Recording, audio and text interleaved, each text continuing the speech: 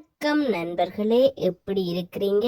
இந்த வீடியோல super singer season 11 top 10 ஃபைனலிஸ்ட்டை பற்றி தான் பார்க்க போகிறோம். அத்துடன் இந்த வாரம் ஜேர் ஃபர்ஸ்ட் ஃபைனலிஸ்டாக தெரிவு செய்யப்பட்டிருக்கிறார் என்று சொல்லி தான் பார்க்க போகிறோம். சூப்பர் சிங்கர் சீசன் 11 ஆனது 24 போட்டியாளர்களுடன் ஆரம்பிக்கப்பட்டது. கொங்கு தமிழ், எங்கும் தமிழ், டெல்டா தமிழ், சென்னை தமிழ் என்று 4 அணிகளாக பிரிந்து போட்டி போட்டு பாடினார்கள்.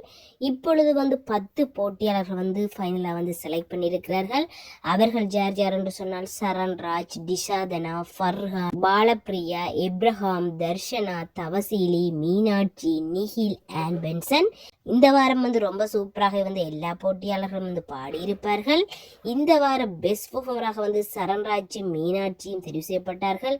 பெஸ்ட் என்டர்டைனராக நிஹில் அவர்கள் தெரிவு செய்யப்பட்டார்.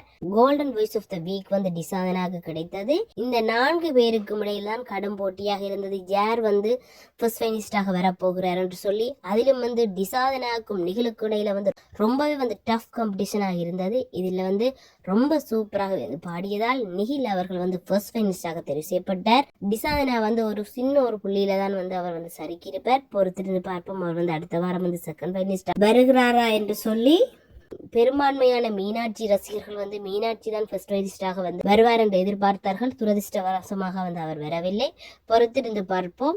4 ஃபைனலிஸ்ட் தான் தெரிவு செய்யப்பட போகிறார்கள்.